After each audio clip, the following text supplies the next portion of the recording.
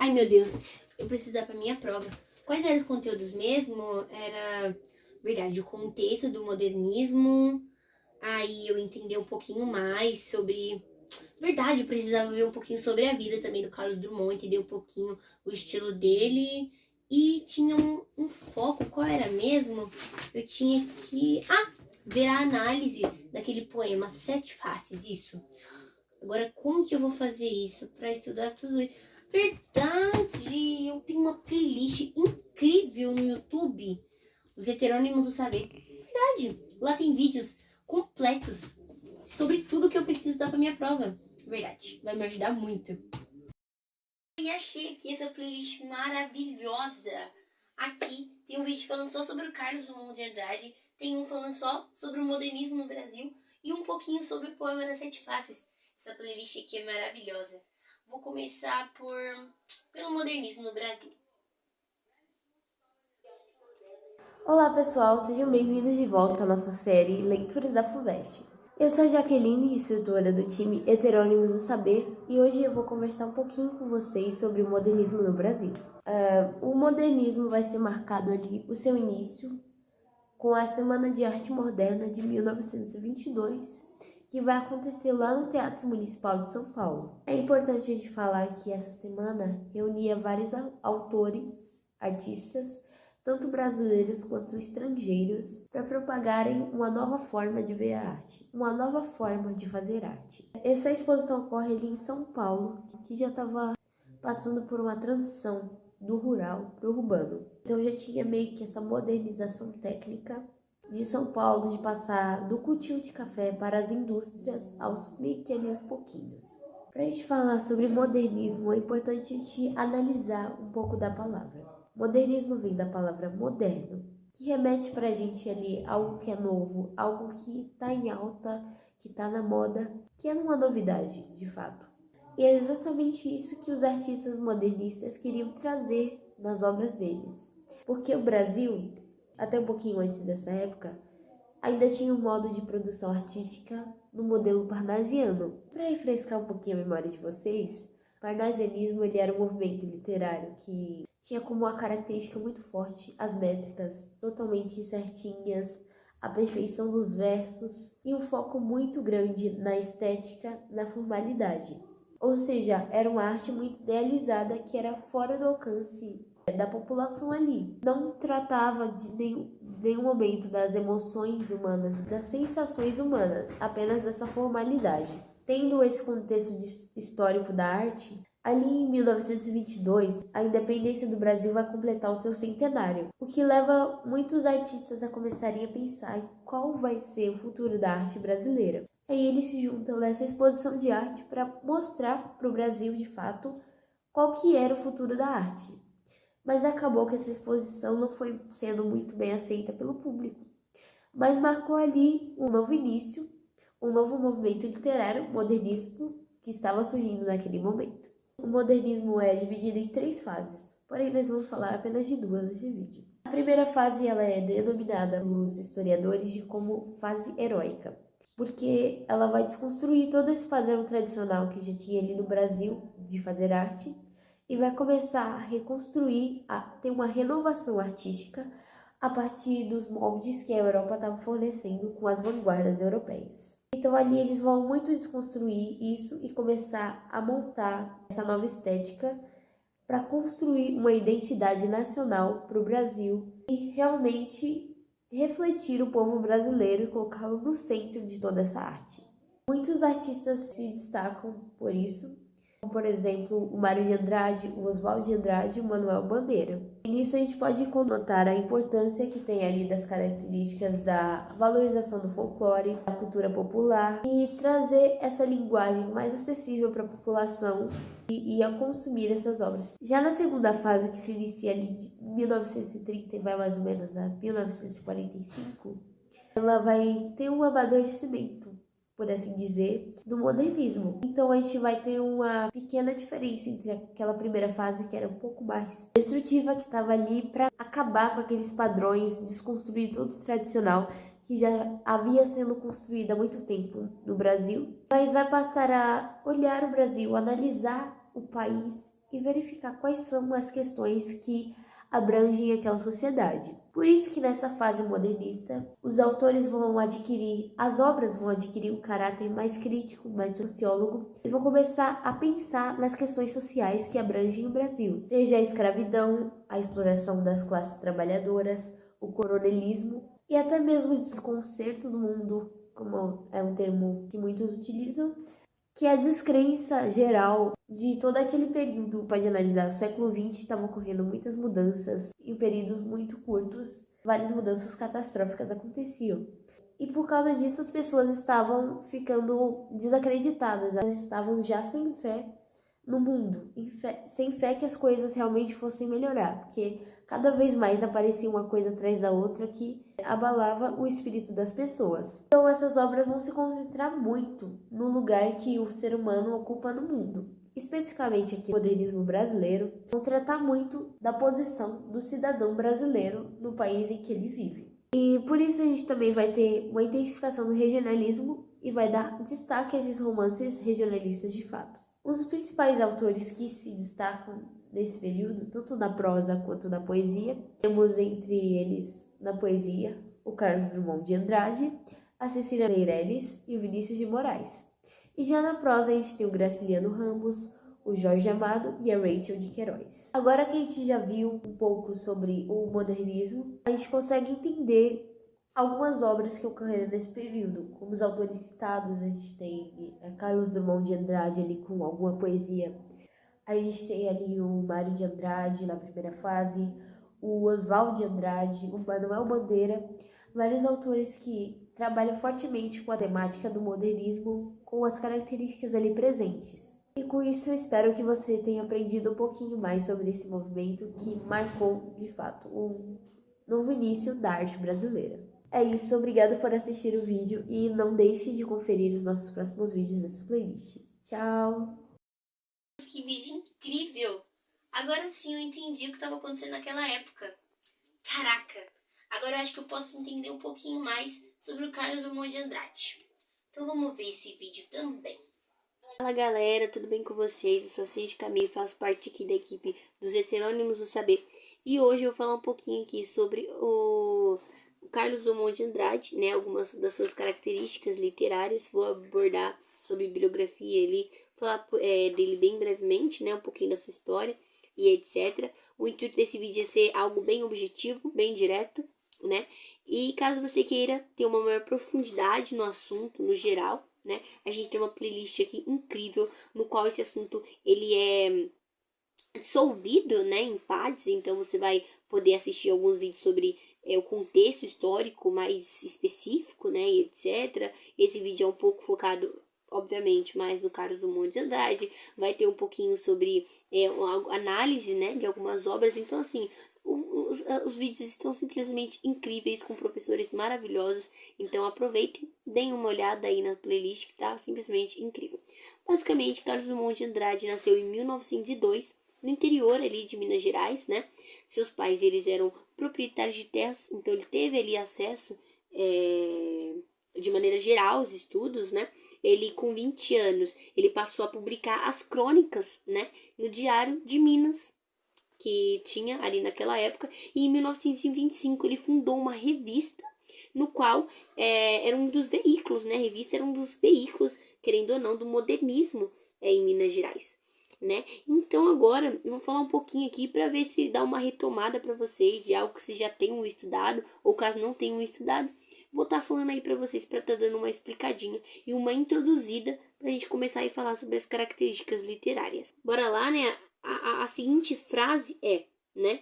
No meio do caminho tinha uma pedra no meio do caminho, né? É uma obra que foi publicada, caso você já tenha ouvido falar, daí uma das obras do nosso Carlos Drummond de Andrade, né? Foi publicada em 1928 na revista Antropofagia, né? E aí fez parte aí da primeira fase, né, modernista.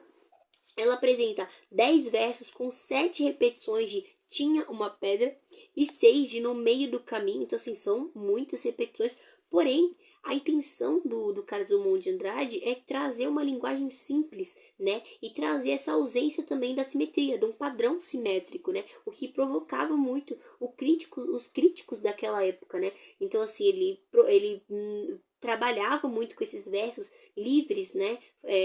Não trabalhava com o padrão simétrico em si, que muitos críticos daquela época trabalhavam, né? Muitos poetas daquela época, muitos autores daquela época trabalhavam. Então, assim, a gente pode trazer de característica, né, que ele tem uma oposição, né, ele teve uma oposição direta aí ao parnasianismo, né, que é um movimento artístico, literário, que os seus poemas seguiam rigorosamente a métrica, né, e como aí, comparação, a gente pode trazer, por exemplo, o autor, o Olavo Bilac, né, que ele é um dos maiores representantes do parnasianismo no Brasil. Ele possui, obviamente, um estilo bem diferente do Drummond, né, do Carlos Drummond de Andrade. Então, assim, ele possui uma estética mais elaborada, uma organização ali estrutural bem mais calculada, né, ou seja, muito mais diferente que o Carlos Drummond de Andrade.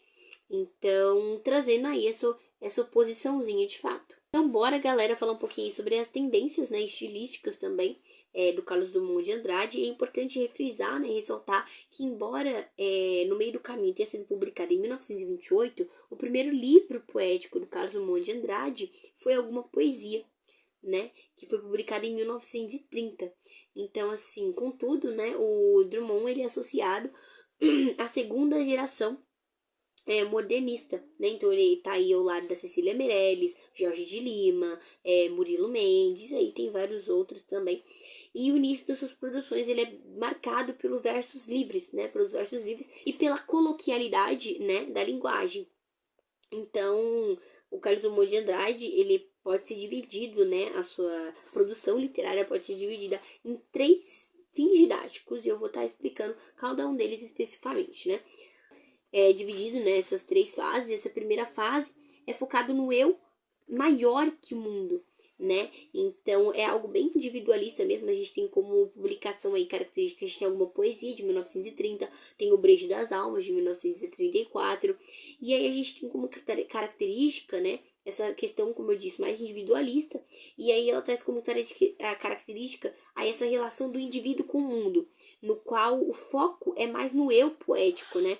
Então essa temática cotidiana, um humor irônico, sarcástico também, então é focado bem no indivíduo mesmo, né? O indivíduo em relação ao mundo. Então aí na segunda fase, né, a gente tem agora essa relação do eu menor que o mundo, né? Então, assim, a gente tem como publicação aí, por exemplo, O Sentimento do Mundo, né? Que é de 1940, tem José de 1942, tem A Rosa do Povo, por exemplo, de 1945. Então a gente tem essa característica agora que é a angústia perante o mundo, né? A angústia agora, a sensibilidade, né? Do eu lírico. Então, uma temática assim desesperada, num tom de esperança, de engajamento político e etc, né? Então é mais voltado nessa relação agora de sensibilidade mesmo do eu lírico em relação ao mundo, né? Agora essa outra temática aí na segunda fase. Então aí, né, tendo a terceira fase, né, que a gente já falou agora, do eu maior que o mundo, eu menor que o mundo, e também tem eu igual ao mundo, né? E a gente tem como publicação que a gente pode trazer o Claro Enigma, de 1951, tem o Fazendeiro do Ar, né, de 1954, né, tem Lição das Cores, de 1962, por exemplo. E a gente tem como característica agora essa intelectualização, né, dos temas, então essa metafísica, esse pessimismo, esse, de fato, esse rigor formal, né, essa melancolia, esse rigor formal na linguagem, né. Então, assim, a gente tem como, por exemplo, né, para trazer exemplo, a Cantiga de Enganar, né? Então, assim, a gente tem essas 3 fases aí que são divididas aí nas poesias do Carlos Drummond de Andrade. E aí tem esses exemplos que eu trouxe para vocês de algumas características que possuem, algumas obras que possuem cada uma dessas fases, né?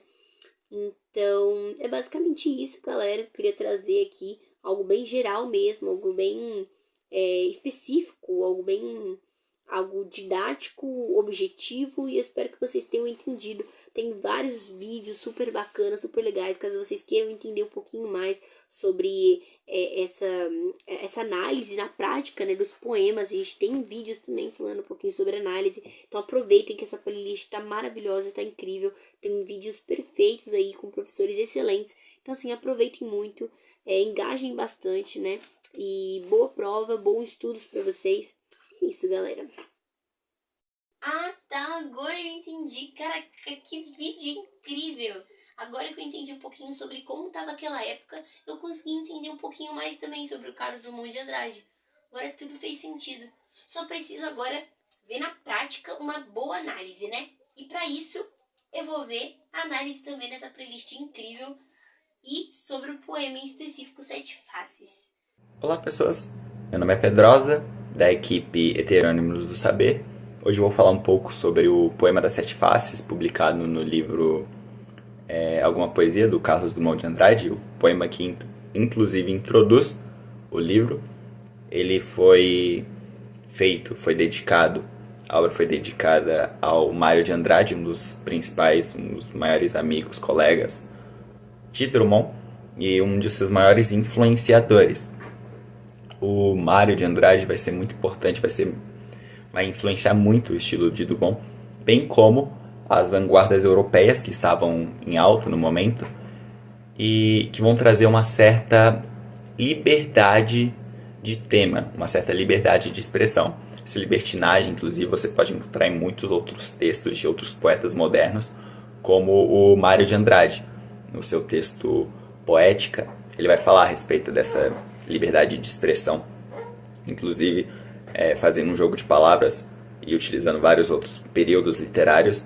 Ele fala que é os poemas, que é a poesia dos loucos, dos bêbados e clowns de Shakespeare, algo que é realmente espontâneo, que é liberto, não algo que é imposto sobre a gente, que é imposto sobre os poetas e que deve ser falado justamente por causa dessa imposição. Uma temática um pouco realmente mais livre.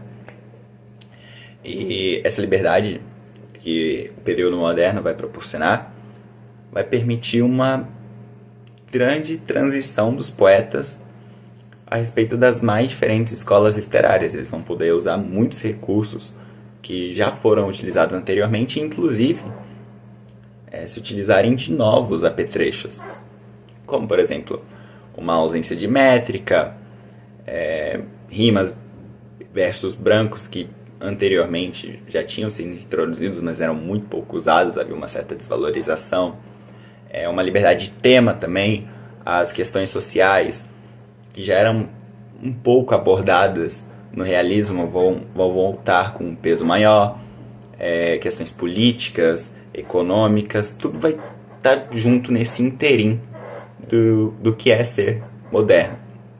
E Drummond vai retratar isso muito bem na sua obra Alguma Poesia, e As Sete Faces, que é esse poema introdutório, vai fazer basicamente em 7 estrofes um resumo de todo esse contexto de liberdade.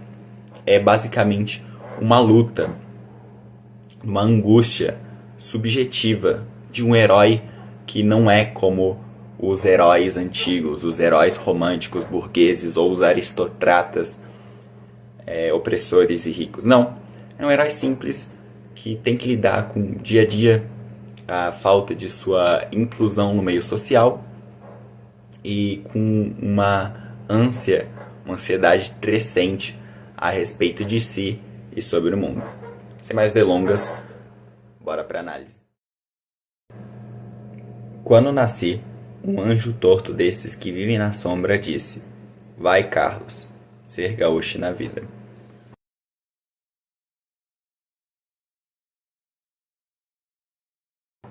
Bom, na primeira estrofe, o eu lírico já apresenta um pouco de si. Ele diz que chama-se Carlos, que a gente já pode identificar como uma característica autobibliográfica do poema. Isso porque, não sei se você percebeu, mas o nome do poeta que escreveu Alguma Poesia é Carlos Drummond de Andrade. E essa característica do poema, esse estilo, vai muito de acordo com as características modernas, pois permite com que o autor brinque um pouco, por exemplo, com conceitos como a relação entre a produção e o artista, a linha tênue que divide essas duas categorias. E no caso específico do poema de Sete Faces, essa linha não existe, porque a produção está inteiramente ligada com o autor e o autor está inteiramente ligada com a produção. Tanto é que o Drummond, o Carlos, aparentemente, nada é uma certeza, aparentemente é o protagonista desse primeiro poema. Ele representa em alguns aspectos partes do Drummond. Por isso ele possui características autobibliográficas. O eu lírico diz nessa estrofe, nesse trecho, que desde pequeno, desde sua nascença, ele é torto, por assim dizer. Por quê? Bom, na sua infância, quando ele nasceu, quando ele era recém-nascido, um anjo torto, que é uma antítese, pois um ser celestial, ser torto é no mínimo irônico, o influencia, o incentiva a ser torto como ele. Gauche é uma palavra francesa que significa esquerdo. O que é esquerdo não é direito, é algo fora dos trilhos, fora dos eixos. Essa temática de não adequação ao meio social, ao padrão pré-estabelecido pela sociedade, vai ser o tema principal do poema como um todo. E vai ser abordado, inclusive, em diferentes facetas, em diferentes aspectos, nas estrofes posteriores. As casas espiam os homens, que correm atrás das mulheres.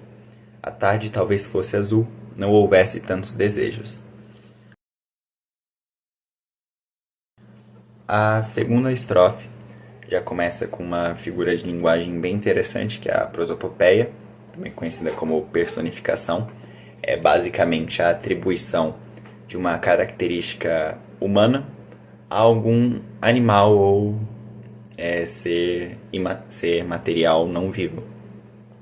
No caso, casas não podem observar, não conseguem observar. Pelo menos eu acredito que sim. As casas não têm essa capacidade. E o eu lírico diz que elas observam os homens passarem correndo atrás das mulheres. Essa estrofe está muito ligada com um quê de desejo carnal. E como esse desejo faz com que os indivíduos, principalmente os homens, sejam escravos dele, escravos do próprio desejo. Esse processo de escravidão que acontece socialmente, inclusive não é tão discutido, é tecnicamente, socialmente aceito, ele faz com que as tardes não sejam azuis. As tardes não sendo azuis, elas são nubladas, são mais tristes, melancólicas. E o Drummond, o eu lírico, discute um pouco isso. Ele fala que talvez essas tardes fossem mais azuis, mais felizes, que nenhuma tarde usual de verão ou primavera, caso não houvessem tantos desejos, caso o homem não fosse servo do seu próprio desejo mundano, servo do seu próprio desejo carnal, desejo do prazer. O bonde passa cheio de pernas, pernas brancas, pretas, amarelas. Pra que tanta perna, meu Deus? Pergunta meu coração. Porém meus olhos não perguntam nada. Eu acho que essa é uma das estrofes, uma das mais marcantes do poema e também uma das que tem mais a agregar em relação às metáforas. O eu lírico vai dizer que um bonde passa e ele está cheio de pernas. Bom, nessa pequena frase, se o leitor não for pouco atento, ele perde muita informação. na afirmação ele já situa, o eu lírico se situa no espaço. Ele vê o bonde passar, então ele está fora do bonde, o vendo passar. E esse bonde é o local que está justamente cheio de pernas. Ora, isso quer dizer então que o eu lírico tecnicamente está fora da vida social. O local onde há essa multidão de gente, essa multidão diversa inclusive, porque ele cita que há pernas amarelas, pretas, brancas. Ele está fora, ele está vendo, está só observando essa diversidade, essa multidão. E uma reflexão, ele pensa, para que tanta perna? Ele se sente sozinho, extremamente sozinho, diante desse extenso grupo de pessoas. É interessante citar que o que faz a pergunta sobre o porquê há tantas pernas é o seu coração. O coração é como se fosse, nesse contexto, uma metáfora para a sua alma, sua parte mais interior, o âmago do eu lírico.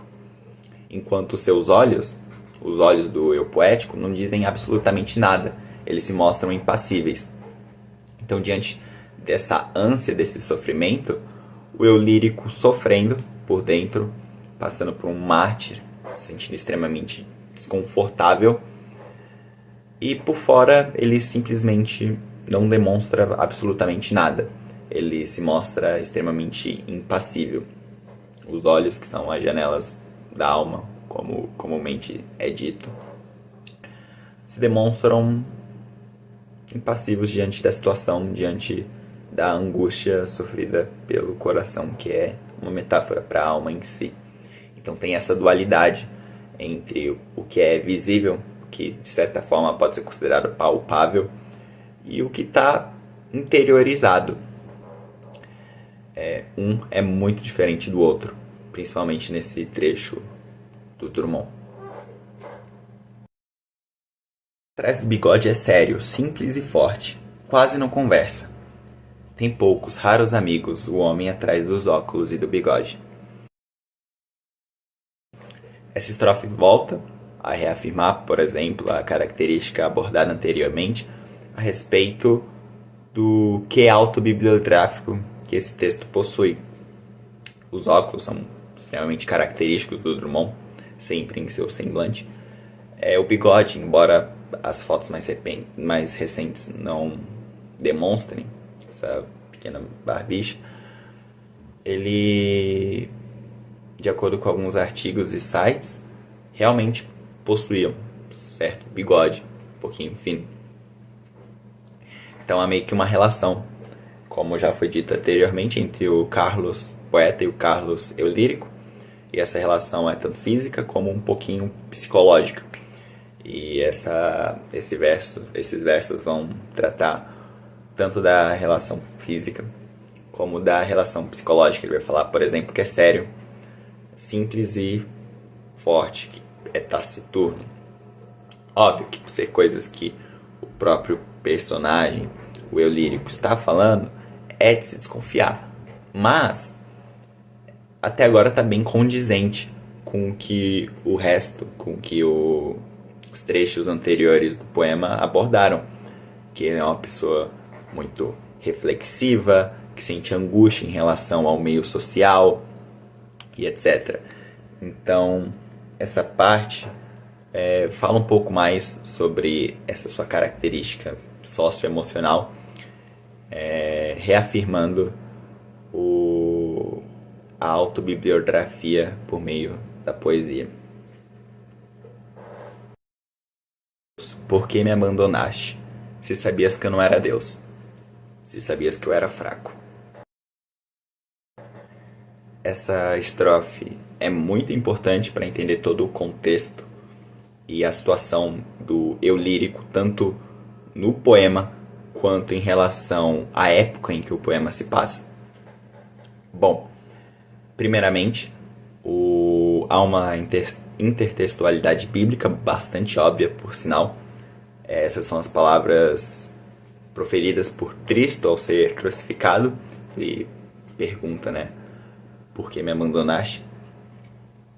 E o eu lírico, no contexto do poema, diante de toda a angústia que é essa exclusão, que é ter poucos, raros amigos, a angústia em relação ao desejo, ele pergunta para Deus por que ele o abandonou. E uma tentativa de justificar a sua situação, ele culpa uma deidade, um Deus, que provavelmente pela citação é o Deus Tristão. Olha, essa parte é interessante porque demonstra um aspecto essencial para entender o século XX, que é a volatilidade das sensações. O século XX é marcado por mudanças extremas e rápidas. A gente tem 2 guerras, a gente tem revoluções, ascensões de ideologias socialistas, comunistas, anarquistas, ideologias de extrema direita como o nazifascismo, uma alta taxa de industrialização, revolução industrial, principalmente em São Paulo. Então, muita coisa acontece durante o século XX. E essa mudança extremamente rápida traz meio que diversas sensações pro eu lírico, e dessa forma ele se sente alienado. Ele não consegue entender, processar tudo o que está acontecendo, ele se sente com medo e, consequentemente, se sente extremamente fraco, numa posição de fraqueza. E como a gente viu aqui, o eu lírico busca justificar essa fraqueza, busca justificá-la perguntando por que Deus o abandonou, não o deu as forças necessárias para continuar. Essa confusão sobre si, sobre o mundo, era extremamente normal no século XX, principalmente pela diversidade de situações, problemas que ocorreram durante essa era. Mundo, mundo, vasto mundo.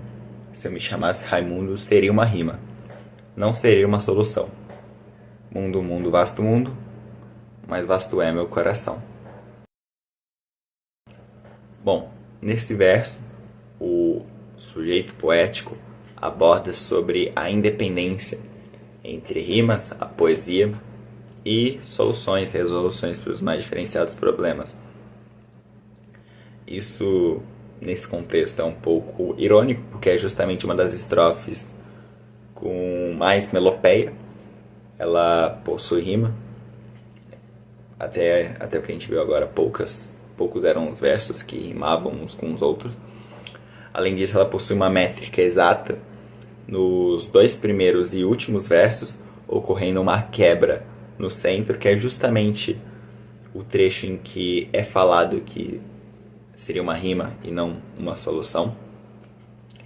E, se pararmos para analisar, há certa antítese entre o signo e o significado decorrente disso, porque ele fala sobre essa interdependência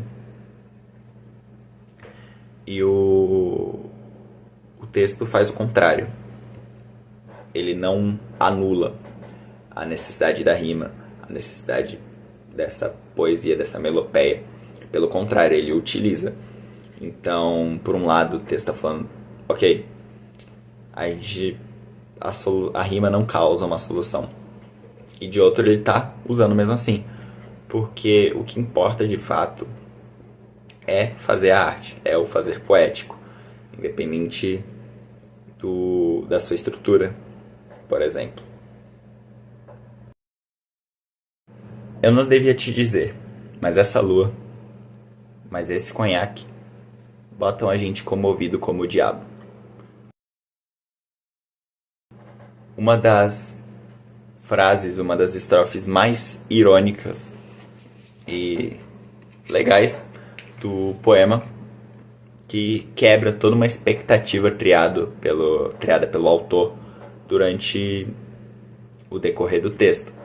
Bom, a gente é lotado, apresentado a diversas reflexões, filosofias, angústias principalmente, do eu lírico a respeito da sua vida, da sua inclusão no meio social. E no final a gente descobre que isso basicamente era um devaneio de alguém enquanto bebia sob a luz da lua. É um desfecho extremamente interessante que bota a gente também comovido como o diabo. Esse texto, dividido em 7 estrofes, demonstra um pouco do caráter poético do Drummond. Caráter poético que aborda de diversas formas uma temática, ou que escreve de diferentes jeitos uma mesma coisa. Eu recomendo, inclusive, você dar uma lida no texto fisicamente ou digitalmente, porque você vai perceber que em determinadas estrofes ele utiliza um recurso ou outro. Em outras ele, por exemplo, em algumas, por exemplo, ele nem pontuação usa direito. E é um recurso estilístico dele. E cada estrofe ele vai mudando, cada estrofe ele muda o tema, o jeito que ele escreve, etc. A questão da temática também está muito presente na quantidade de estrofes.